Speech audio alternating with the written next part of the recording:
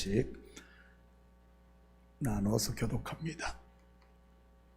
아브라함의 아들 이삭의 족보는 이러하니라. 아브라함이 이삭을 낳았고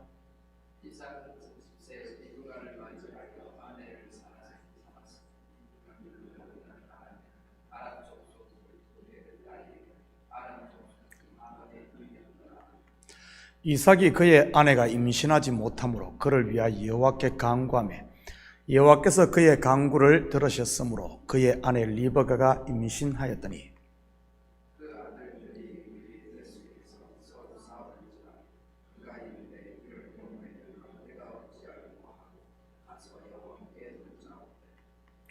여호와께서 그에게 이르시되 두 국민이 내 태중에 있구나. 두 민족이 내 복중에서부터 나누리라.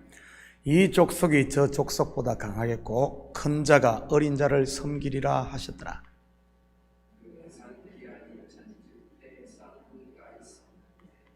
먼저 나온 자는 붉고 전신이 트롯 같아서 이름을 에스라 하였고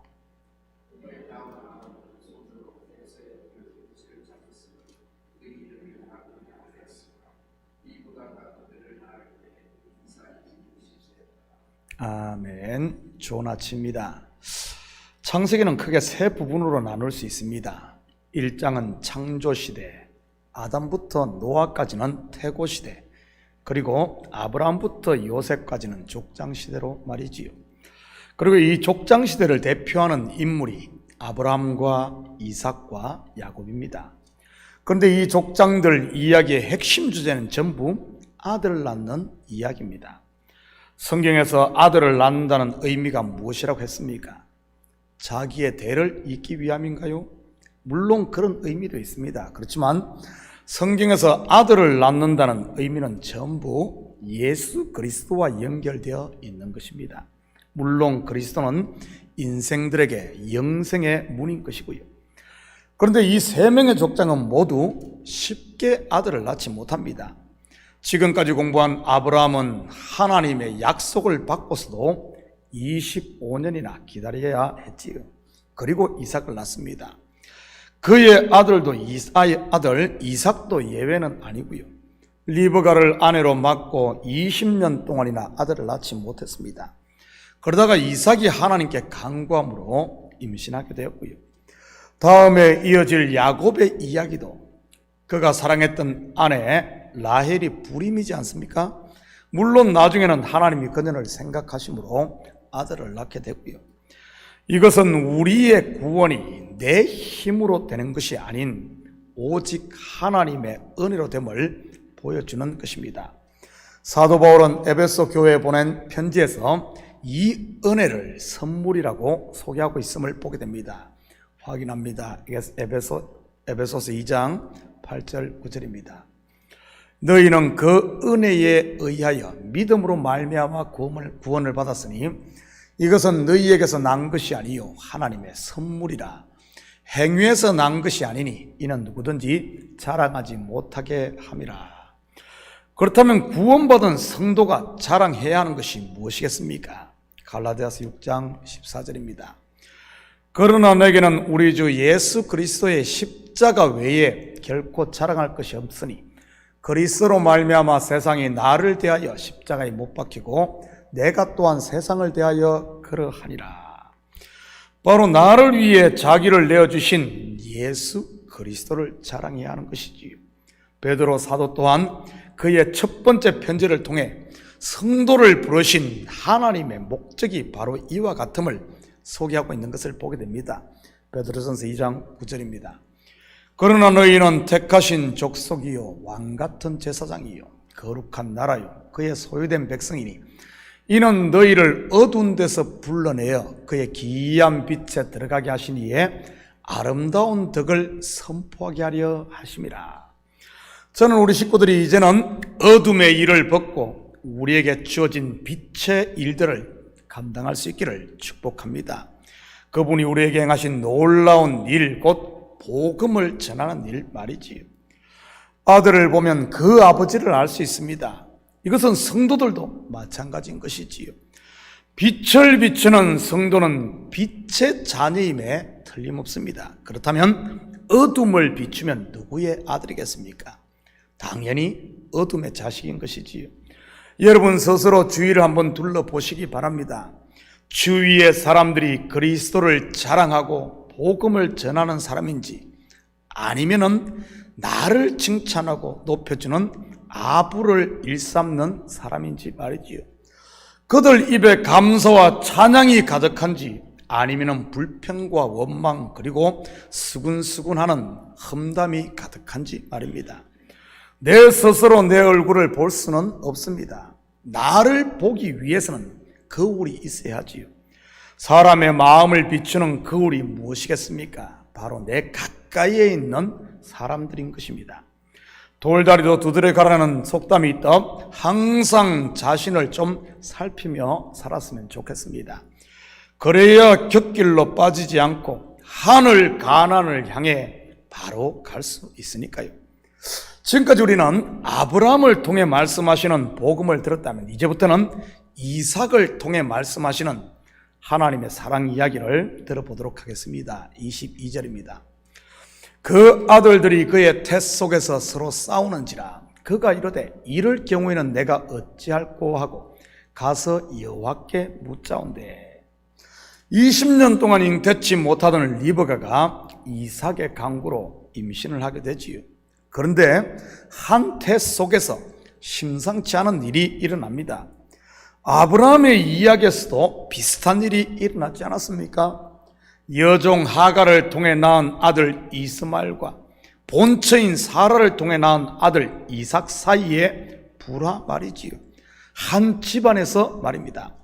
그런데 이번에는 태어나기도 전에 뱃속에서부터 이 불화 난리가 난 것입니다. 그때 리브가가 하나님께 묻습니다. 23절입니다. 여호와께서 그에게 이르시되 두 국민이 내 태중에 있구나. 두 민족이 내 복중에서부터 나누이리라. 이 족속이 저 족속보다 강하겠고 큰 자가 어린 자를 섬기리라 하셨더라. 여러분, 하나님의 이 말씀이 그렇게 낯설지는 않을 것입니다. 왜냐하면 같은 이야기를 아브라함을 통해 우리는 이미 살펴보았기 때문입니다. 이삭과 이스마엘의 갈등이 있었을 때 하나님께서 아브라함에게 하신 말씀과 동일한 것이지 확인합니다. 창세기 21장 12절 13절입니다. 하나님이 아브라함에게 이르시되 내 아이나 내 여종으로 말미암아 근심하지 말고 사라가 내게 이런 말을 다 들으라. 이삭에게서 나는 자라야 내 씨라 부를 것임이니라. 그러나 여종의 아들도 내 씨니 그로 한 민족을 이루게 하리라 하신지라. 성경을 읽다가 보면 비슷한 이야기가 계속 반복되는 것을 우리는 보게 됩니다. 아브라함이 걸었던 길을 이삭이 걷고, 그리고 야곱도 그 길을 그대로 따라가고 말이지요. 환경만 조금씩 바뀌었지 안에 담고 있는 내용은 동일한 것 말입니다. 이것은 한 이야기를 다른 그림으로 보여주는 것입니다. 교육은 반복이라는 말이 있듯이 성경도 같은 원리인 것이지요. 그렇다면 리브가의 복중에서 싸우는 이 쌍둥이 에스와 야곱의 실체는 무엇을 말하는 것이겠습니까? 물론 가깝게는 에스의 후손인 에돔 족속과 야곱의 후손인 이스라엘 사이의 갈등과 대립을 말하는 것입니다. 그런데 그것은 하나의 껍질에 불과한 것이고 알맹이 곧 실체는 다른 데 있는 것이지요. 먼저 나온 자 에스는 바로 먼저 주어진 옛 언약 율법을, 그리고 나중 나온 야곱은 새 언약인 진리 곧 은혜를 말하는 것입니다. 누가 아버지의 상속자가 됩니까? 먼저 된 장자가 아닌 나중 된 차자인 것입니다. 다시 말해 율법의 의로 구원을 얻는 것이 아니라 나중에 온 하나님의 전적인 은혜로 구원을 얻는다는 이것을 말하고 있는 것이지. 이 비밀을 본절에서는 큰 자가 어린 자를 섬기리라고 한 것이고요. 결국 율법은 몽학 선생으로서 구원의 주인이신 예수 그리스도를 섬기기 위한 종이었다는 그런 말입니다. 주인을 섬겨야 할 성도가 혹시 지금도 종을 섬기고 있지는 않습니까? 바로 은혜와 평강의 하나님 나라를 누리지 못하고 육신의 소욕을 쫓고 있는 것들 말이지요. 그런데 이 둘이 한 배 속에 있네요. 무슨 말입니까? 지금 우리에게 적용을 하면 내 속에 둘이 다 들어있다는 그런 말입니다. 사도 바울은 이것을 선을 행하기 원하는 나에게 악이 함께 있는 것을 본다고 로마서에서 고백하고 있고요. 바로 성령의 법을 쫓는 새 사람과 육신의 법을 쫓는 이 옛사람 말입니다. 여러분은 지금 어느 법을 쫓고 있습니까? 성령의 법은 생명과 평안이요, 육신의 법은 사망인데 말입니다. 25절 26절입니다. 먼저 나온 자는 붉고 전신이 트럭 같아서 이름을 에스라 하였고, 후에 나온 아우는 손으로 에서의 발꿈치를 잡았으므로 그 이름을 야곱이라 하였으며, 리브가가 그들을 낳을 때 이삭이 60세이더라. 에스라는 이름은 털이 많은 거친이라는 뜻입니다. 성경에서 털은 옷을 상징합니다. 다시 말해 장자 에서는 태어나면서부터 자기 옷을 가지고 태어났다는 그런 말입니다.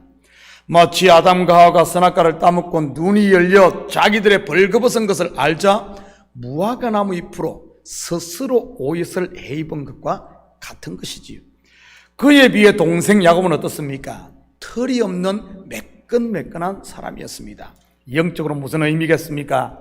누군가가 옷으로 입혀 주어야 하는 벗은자라는 말입니다.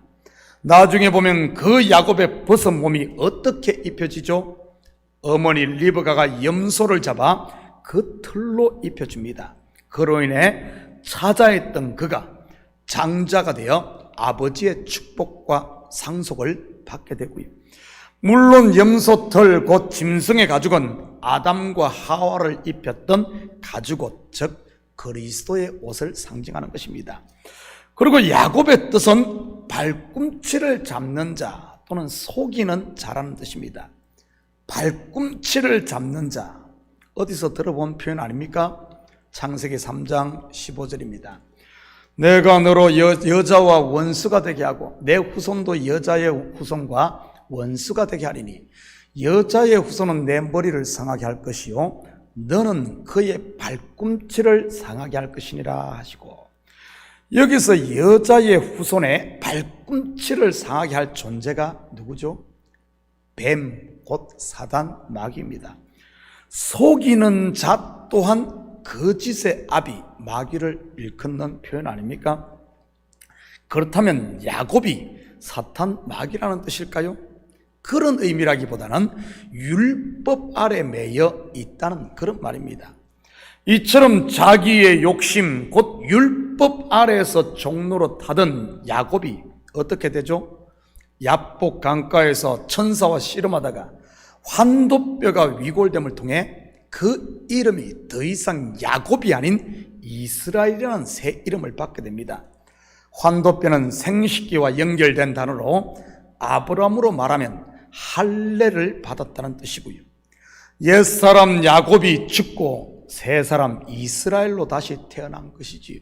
물론 이것은 예수 그리스도의 죽음과 부활을 예표할 뿐만 아니라 그와 함께 죽고 그와 함께 부활해 하나님의 나라 이스라엘이 될 저와 여러분을 말하는 것입니다.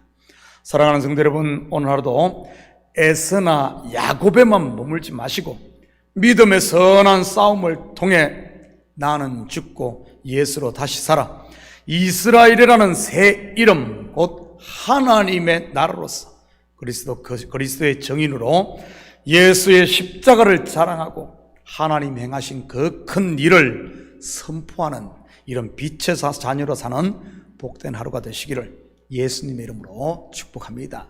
같이 기도하십시다. 사랑의 아버지 하나님, 참으로 감사를 드립니다. 아버지 하나님, 우리는 빛의 자녀로 부름받았고 이제는 그 빛을 아버지 하나님 숨겨둘 것이 아니라 세상 가운데 비추어야 할 정인으로 부름받았음을 알게 하시고 내 속에 있는 빛을 이제는 세상 가운데 드러낼 수 있도록 주여 축복하여 주시옵소서. 그 빛을 가로막고 있는 질그릇이 있다면 이 질그릇을 십자가의 능력으로 과감히 깨뜨릴 수 있는 우리에게 결단이 있게 하시고 담력 있게 도와주시옵소서. 설령 우리가 아직까지 아버지 하나님 어둠에 속하여 육신의 욕망을 쫓아 아버지 하나님 그리스도를 자랑하는 것이 아니라 나를 자랑하고 하나님께 감사하는 것이 아니라 불평하며 아버지 하나님 복음을 전하는 것이 아니라 사람을 험담하는 이런 입이었다면 이제는 다시 한번 아버지 하나님 십자가 앞에 엎드림으로 말미암아 율법의 자녀가 아니라 아버지 하나님 은혜의 자녀 하나님의 자녀로 거듭나는 저희들 다 될 수 있도록 축복하여 주시옵소서. 그래야 아버지 하나님 나라를 모두가 한 명도 빠짐없이 다 유업으로 받고 그 하나님 나라를 누리며 함께 살아가는 저희들 되게 도와주시옵소서. 이 새벽도 간구하는 기도마다 주님 응답하시는 줄 믿사오며 이 모든 말씀 예수님의 이름으로 기도드립니다. 아멘.